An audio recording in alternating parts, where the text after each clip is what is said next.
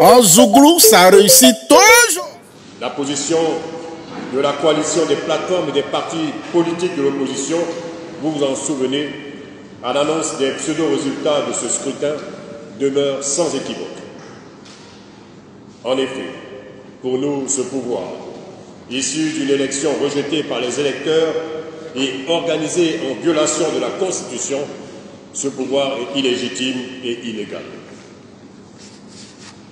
La conférence de presse de ce jour a donc pour but, pour objet, de clarifier notre position officielle, position de la coalition des plateformes et des partis politiques de l'opposition sur les élections législatives de 2021, après notre refus de cautionner la violation de notre Constitution lors de l'élection présidentielle du 31 octobre 2020.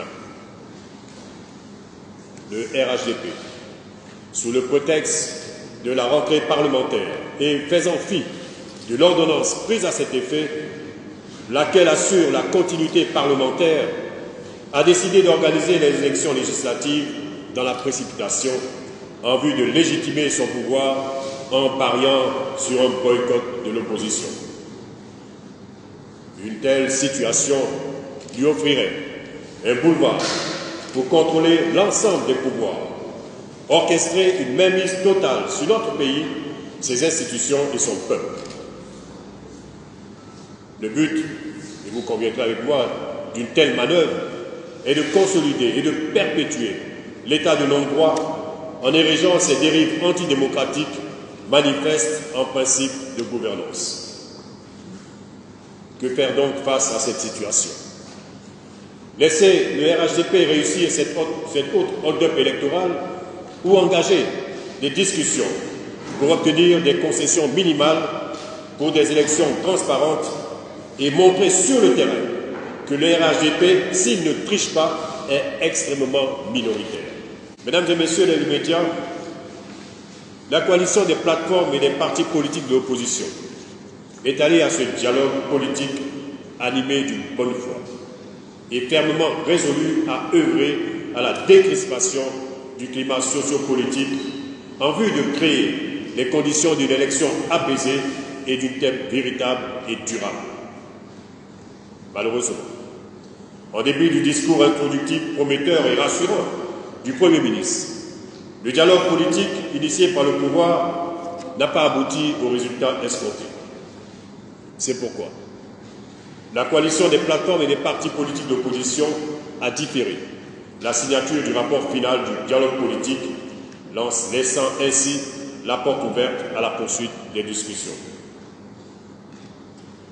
La coalition des plateformes et des partis politiques de l'opposition rappelle son attachement à la démocratie, au dialogue et à la conduite des élections sur la base des discussions consensuelles. Cependant, mesdames, messieurs, la coalition des plateformes et des partis politiques de l'opposition voudrait vous annoncer aujourd'hui, de façon solennelle, qu'elle participera aux élections à venir. Notre coalition ira en rang serré, avec une stratégie commune, impliquant tous ses acteurs, pour faire barrage au projet du RHDP qui vise à confisquer tous les pouvoirs et à soumettre notre peuple. La coalition des plateformes et des partis politiques d'opposition enverra dans les prochains jours des missions d'explication et de sensibilisation sur l'ensemble du territoire.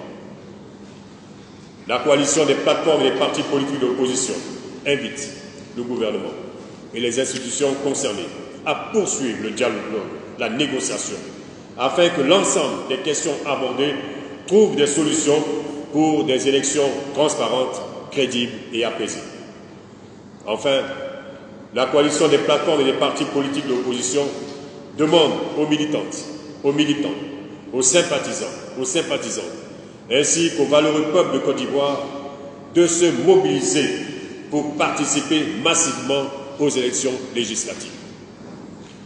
L'enjeu majeur est d'assurer à la coalition des plateformes et des partis politiques de l'opposition la majorité absolue au Parlement pour lui permettre de reconstruire un État de droit, un État démocratique avec des populations réconciliées, un État où il fait bon vivre. Je vous remercie. En Zouglou, ça réussit toujours.